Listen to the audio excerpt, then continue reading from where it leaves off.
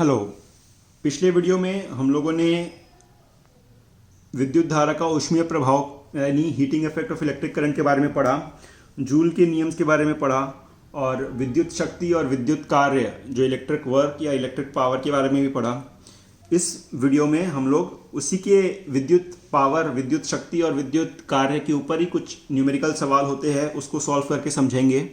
और जो फॉर्मूला हम लोगों ने लास्ट क्लास में समझा था कि power equals to V I या फिर डब्ल्यू बाई टी और W equals to I square R T, तो उस सब के एप्लीकेशन हम लोग इस वीडियो में देखेंगे। तो स्टार्ट करते हैं न्यूमेरिकल प्रॉब्लम्स।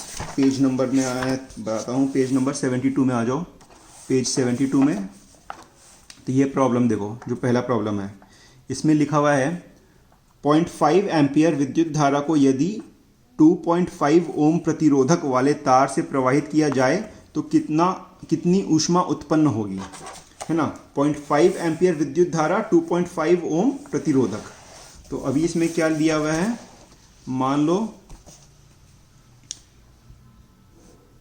ये रेजिस्टेंस, इसको एक बैटरी से कनेक्ट किया हुआ है। तो इसमें सवाल में बोला है कि 2.5 ओम का प्रतिरोधक है, मतलब रेजिस्टेंस है, और इसमें 0.5 एम्पियर करंट बह रहा है ऐसे, ठीक है। तो कितनी ऊष्मा उत्पन्न होगी, ठीक है। तो अपने को पता है W is equals to, formula अपने लास्ट क्लास में देखा था, work equals to I square R T. Joule का भी यही नियम था कि आई स्क्वायर से डायरेक्टली प्रोपोर्शनल है, आर से डायरेक्टली प्रोपोर्शनल है, टी से भी डायरेक्टली प्रोपोर्शनल है। यहाँ पे टी क्या है, कितने समय तक वो करंट बहा, आई क्या है कितना करंट बहा, और आर क्या है, क्या रेजिस्टेंस है उसका। तो यहाँ पे हम लोग वही करेंगे। ये फॉर्मूला में अपने को आई पता है 0.5 एम्पियर बह रहा है, रेजिस्टेंस पता है 2.5 ओम है, टाइम अपने को नहीं पता है। तो इसीलिए टाइम को मान लेंगे कि टाइम 1 घंटा अगर बहेगा तो उसका निकाल लेंगे कि 1 घंटे में कितने ऊष्मीय, मतलब कितना हीट जनरेट होगा।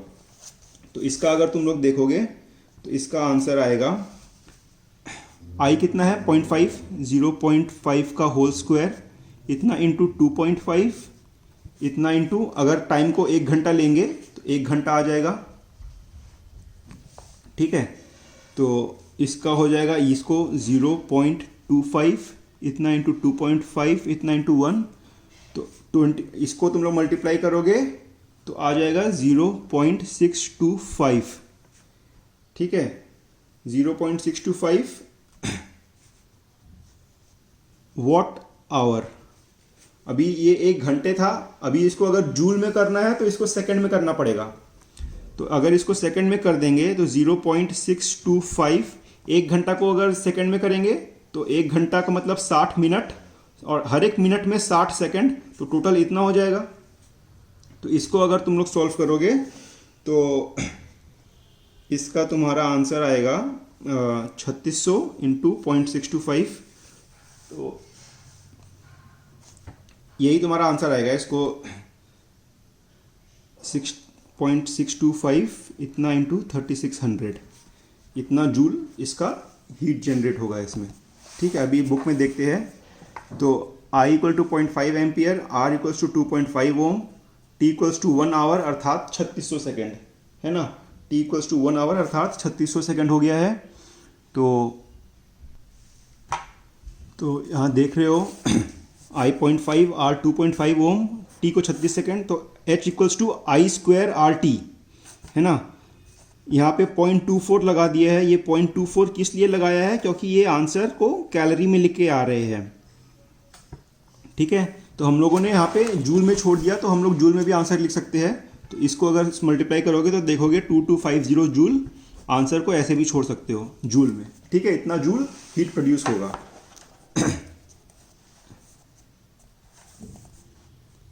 तो वही सेम चीज किया हुआ है, ठीक है।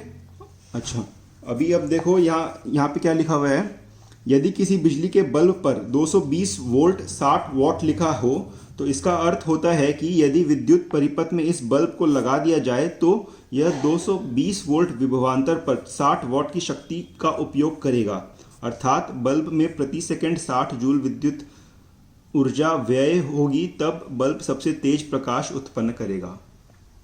ठीक है, तो यहाँ पे तुम ये जो देख रहे हो, तुम लोग अगर एक बल्ब खरीदोगे तो उसमें देखना ये लिखा रहता है कि अपने जो बोलते हैं 10 वॉट का बल्ब या 5 वॉट का बल्ब या 50 वॉट का बल्ब लेके आओ, तो उसका मतलब होता है 220 वोल्ट और 10 वॉट। तो इसका अर्थ यही होता है। ठीक है, अभी अगला सवाल देखते हैं। अगला सवाल एग्जाम्पल नंबर 2 देखो। एक घर में 2 60 वॉट के बल्ब 5 घंटे के लिए तथा 100 वॉट के 3 बल्ब 4 घंटे के लिए प्रतिदिन जलाए जाते हैं, तो एक महीने में कितनी विद्युत ऊर्जा खर्च होगी? यदि विद्युत ऊर्जा 1.1 रुपये प्रति इकाई प्रति यूनिट हो तो इसका मूल्य कितना होगा? तो जैसे मैंने अभी पिछले वीडियो में बताया था कि किलोवाट आवर में अपना जो मीटर होता है वह किलोवाट आवर के हिसाब से होता है। तो इसमें हम लोग अगर किलोवाट आवर में निकालेंगे कितना ऊर्जा खर्च होगी, तो हमारे को मालूम पड़ जाएगा कितना यूनिट, 1 किलोवाट आवर 1 यूनिट होता है। तो अभी इस सवाल को सॉल्व करते हैं। ठीक है, काफ़ी अच्छा सवाल है ये। तो इसमें देखो कहा गया है 60 वॉट के 2 बल्ब है ना, और प्रतिदिन 5 घंटे 5 hours every day per day. ठीक है, और वही 100 वॉट के जो है वह 3 बल्ब, 100 वॉट के 3 बल्ब, और यह होते हैं 4 घंटे प्रतिदिन 4 आवर्स पर डे। तो एक महीने में हम लोग मान लेंगे 30 दिन होता है, तो 1 मंथ, एक महीने में मानेंगे 30 दिन हुआ। तो अगर ये वाले पूछे जाए जो 60 वॉट के बल्ब है कितने घंटे जलेंगे, तो एक दिन में 5 घंटे जलते हैं एक बल्ब, तो 30 दिन में कितना जलेंगे? एक दिन में 5 घंटा जलता है तो 30 दिन में 30 गुना 5 हो जाएगा। तो 60 वॉट 2 बल्ब, टोटल 30 गुना 5 अर्थात 150 घंटे हर बल्ब, दोनों एक एक बल्ब जलेगा। ठीक है, और 100 वॉट वाला जो है 3 बल्ब, एक दिन में 4 घंटा जल रहा है तो 30 दिन में कितना जलेगा? 30 गुना 4 अर्थात 120 घंटा। तो अच्छा, तो इसमें आप देखो एक बल्ब 150 घंटा जल रहा है 60 वॉट का, तो उसका कितना वर्क होगा? उसका एक जो इसमें ऐसे तो 2 बल्ब है, तो एक बल्ब का कितना होगा? Power equals to work done equals to, हम लोगों ने देखा है इसको, हम लोगों ने देखा है I² RT है ना, और इसी को हम लोगों ने ये भी देखा है कि इस चीज को हम लोगों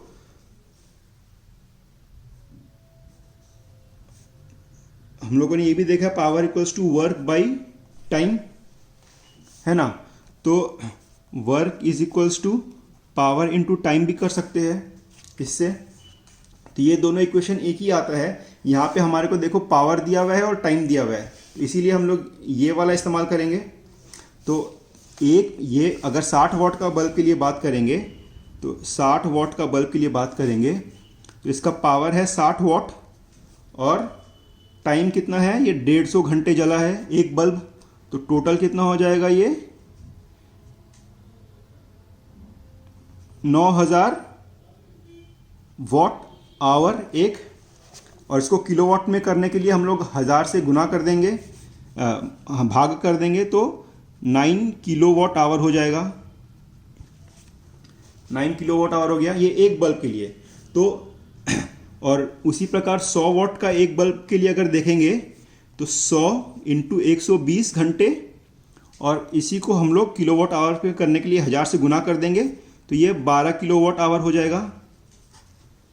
तो W60 का 2 है और W100 का 3 है, तो टोटल पावर कितना हो जाएगा? टोटल वर्क हो जाएगा 9, W60 में 9 किलोवाट आवर जा रहा है, तो 9 इंटू 2 प्लस, और 100 वाला 12 किलोवाट आवर का 3 बल्ब है, तो इसलिए 12 इंटू 3, तो टोटल हो जाएगा 18 plus 36, equals to 54 kilowatt hour.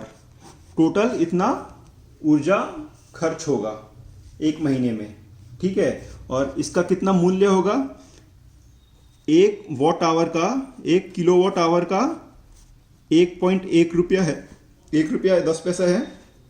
तो 54 किलोवाट आवर का कितना हो जाएगा, 54 इंटू 1.1, तो ये हो जाएगा 59 रुपीज़, ठीक है, इतना हो जाएगा। अभी देखो यहाँ पे क्या दिया हुआ है, 60 वॉट के 2 बल्ब एक महीने जलने पर विद्युत ऊर्जा खर्च होगी, देखो 18 यूनिट। हम लोगों ने क्या किया था, एक बल्ब का 9 यूनिट आया है, तो 2 का 9 इंटू 2 18 यूनिट आया था अपना, ठीक है, ये वही चीज़ है। और 100 वॉट के 3 बल्ब को एक महीने जलाने पर खर्च ऊर्जा हुई 36 यूनिट। तो अपना ये भी आया था, 100 वॉट का एक बल्ब में 12 किलोवाट 12 यूनिट आया, तो 12 इंटू 3 वॉट 3 बल्ब के लिए हम लोगों ने 12 इंटू 3 किया तो 36 आ गया था। तो यही यहाँ भी बुक में भी कैलकुलेशन किया हुआ है, 18 और 36, तो टोटल ये देखो 59.4 यूनिट और टोटल इतना रुपया खर्च होगा 59.4, वही अपना भी आया था, ठीक है। तो यह याद रखो। और यहाँ पे एक और चीज़ किया हुआ है, इसमें यह फॉर्मूला से इसका प्रतिरोध और करंट का भी माप निकाला हुआ है। हालांकि वह सवाल में नहीं पूछा था, पर यहाँ पे निकाला हुआ है, तो यह चीज़ भी कर सकते हो। सवाल नंबर 3 देखो। अब 2 बल्ब जिन पर एक में 220 वोल्ट 100 वॉट तथा एक में 220 वोल्ट 60 वॉट अंकित है, को एक 220 वोल्ट स्रोत के साथ समानांतर क्रम में जोड़ा गया। समानांतर क्रम अर्थात पैरेलल कॉम्बिनेशन में जोड़ा गया। स्रोत से ली गई विद्युत धारा के परिमाण की रचना करे। तो अपना कितना करंट उसमें बहेगा, यह उसमें पूछा है। तो सर्किट का डिज़ाइन कैसा है, तो मान लो तो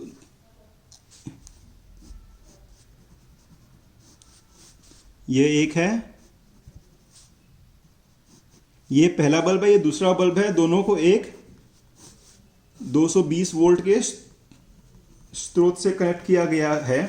तो अगर एक 220 वोल्ट और 100 वॉट है ना, पहला वाला है 220 वोल्ट 100 वॉट और दूसरा है 220 वोल्ट 60 वॉट, है ना। तो अभी ये दोनों का प्रतिरोध कितना कितना होगा वो निकालना है हमारे को। तो अपने को पता है power is equals to V square by R, ये हम लोगों ने देख रखा है आगे, ये फॉर्मूला याद रहना चाहिए।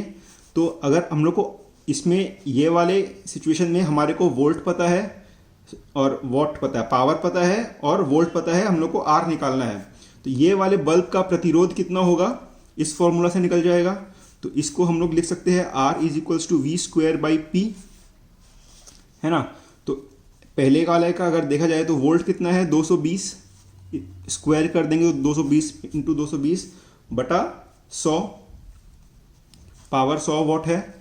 तो ये तुम इसको कैलकुलेट करोगे तो देखोगे 484 ओम्स आएगा आंसर, ठीक है। उसी प्रकार ये पहला वाला हो गया। अगर दूसरे वाले का रेजिस्टेंस निकालना होगा तो इसको भी V square by P, volt कितना है, इस वोल्ट तो इसका भी सेम है 220 गुना 220 डिवाइड बाई इसका पावर कितना है, पावर है 60 वोल्ट, है ना। तो यह इसका हो गया। इसको अगर तुम कैलकुलेट करोगे तो 0 0 यह कट गया, ठीक है। और यह तुम्हारा हो जाएगा 2 3 जा 2 11 जा, और यह नहीं कटेगा तो इसको हम लोग लिख देंगे 3 ओम। इसका वैल्यू हो जाएगा 808,006.67 ओम्स, इतना इसका वैल्यू आएगा, ठीक है। यह दूसरे वाले बल्ब का प्रतिरोध हो गया। तो अगर ये ड्राइंग में देखा जाए तो पहले वाले का 484 और दूसरे वाले का 806.67 ओम्स। या इसको तुम ये इसी तरीके से भी छोड़ सकते हो 2420/3 ओम्स। ठीक है, अब ये दोनों समानांतर क्रम में है।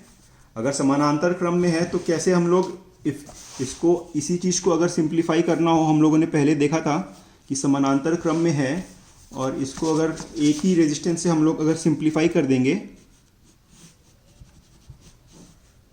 और इसका रेजिस्टेंस मान लो R है, तो R का वैल्यू क्या से निकलेगा? R हम लोग निकाल सकते हैं 1/R is equals to 1/R1 plus 1/R2, ये फॉर्मूला से।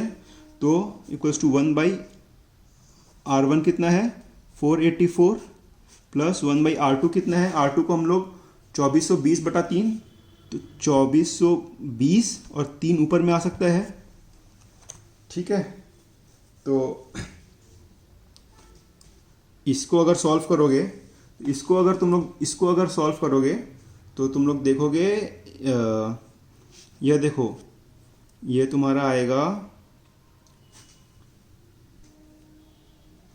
ये आ जाएगा तुम्हारा 8/2420। तो इसी को तो इसको फिर आगे अगर R निकालोगे तो 2420/8 तो बराबर 3 कैरी 0 कैरी 2.5, ये इतना नेट रेजिस्टेंस आएगा। तो इसको अगर सिंप्लीफाई करना चाहोगे तो इसको एक 302.5 ओम का एक सिंगल रेजिस्टेंस से, और इसका वोल्ट है 220 वोल्ट। तो अभी अपने को करंट निकालना है, इसमें से करंट निकालना है। वोल्टेज पता है, रेजिस्टेंस पता है, तो कौन सा लॉ से निकलेगा करंट? ओम्स लॉ से कर सकते हैं। ओम्स लॉ मतलब V इक्वल्स टू IR, तो इससे हम लोग लिख सकते हैं I equals to V/R। V कितना है 220 और ये है 302.5, है ना। तो इसको अगर देखोगे तो इसका वैल्यू आ जाएगा 0.72 एम्पियर्स, यही इसका उत्तर हो जाएगा। अभी तुम देखो क्या किया हुआ है यहाँ पे। I1 जो पहला करंट होगा वो P1/V 5/11, दूसरे का। तो ये हम लोगों ने ये इस बुक में अलग तरीके से सॉल्व किया हुआ है। बुक में ये मेथड भी सिंपल है, इसको भी यूज़ कर सकते हो, ये इनफैक्ट काफ़ी सिंपल है। तो बुक में क्या किया हुआ है, अभी इसमें जो करंट बहेगा I बराबर, इसमें जो करंट होगा I1, मान लो इसमें I1 जा रहा है और I2 जा रहा है, तो यह दोनों को जोड़ के जो होगा वही I1 में I होगा। तो I1 कितना होगा, अपने को इसके अक्रॉस पावर पता है, सॉरी इसका ओम्स पता है, इससे I1 निकल जाएगा। यहाँ पावर दिया हुआ है और वोल्टेज दिया हुआ है, तो P इक्वल टू VI, ये वाला फॉर्मूला से इसका इस ऊपर वाले का रेजिस्टेंस निकल गया, करंट निकल गया।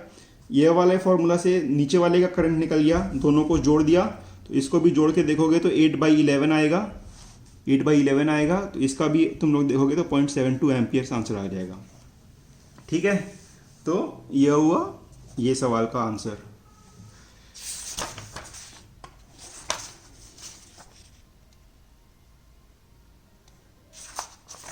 ये सवाल देख लो फटाफट। यदि 2 प्रतिरोध वाले प्रतिरोधक से 5 एम्पियर की धारा 30 मिनट तक प्रवाहित हो, 2 प्रतिरोध मतलब 2 ओम्स का रेजिस्टेंस है, R दिया हुआ है, I दिया हुआ है, टाइम दिया हुआ है, तो विद्युत ऊर्जा की खपत के मान निकाले। तो इसमें क्या फॉर्मूला यूज होगा, तो W equals to I² RT। तो I दिया हुआ है, R दिया हुआ है और टाइम भी दिया हुआ है। तो ये देखो ये सब दिया हुआ है, तो यही फॉर्मूला I², ये I2 RT लिखा हुआ है, ये हो जाएगा I² RT। तो I को I into I plus R into time को सेकंड में कर दिया, तो इतना जूल्स, यही इसका उत्तर हो गया। और लास्ट सवाल इसका आखिर, ये 7वां नंबर सवाल।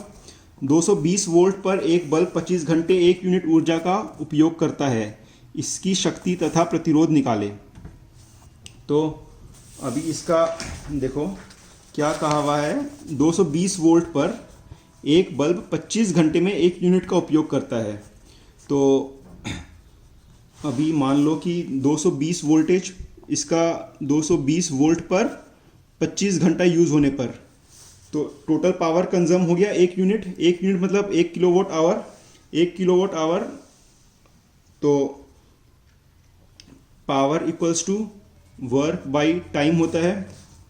ठीक है, अभी वर्क कितना हो रहा है, पावर इसका अपने को निकालना पड़ेगा, इसकी शक्ति का प्रतिरोध निकाले, शक्ति तथा प्रतिरोध निकाले। तो शक्ति निकालने के हम लोग ये फॉर्मूला से शक्ति निकाल सकते हैं। ये P निकालना है, वर्क कितना हो रहा है 1 किलोवाट-आवर बाई 25 आवर्स। अच्छा, 1 किलोवाट-आवर है तो इसको हम लोग, ये आवर में है तो इसका हो गया 1 किलोवाट इसका पावर होगा, अर्थात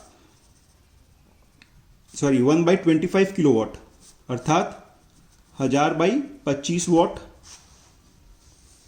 1 किलोवाट आवर है, 25 घंटा है, तो वर्क 1 किलोवाट आवर किया 25 घंटे में, तो आवर कैंसिल हो जाएगा, 1 किलोवाट/25 हो गया। 1 किलोवाट अर्थात 1000 वाट हो गया। तो इसको हम लोग लिख सकते हैं 40 वाट इसका पावर है। ठीक है, और उसी प्रकार से P = V²/R। तो अपने को पावर पता है, V पता है, तो R निकालने के लिए हम लोग लिख सकते हैं V²/P। तो = 220 इतना इंटू 220/40। तो इसको अगर करोगे तो 0 0 यहाँ कैंसिल, 4 55 जा, 55 × 22 हो जाएगा, तो 121 × 10 10 ओम्स इसका रेजिस्टेंस हो जाएगा। ये देखो बुक में भी यही किया हुआ है।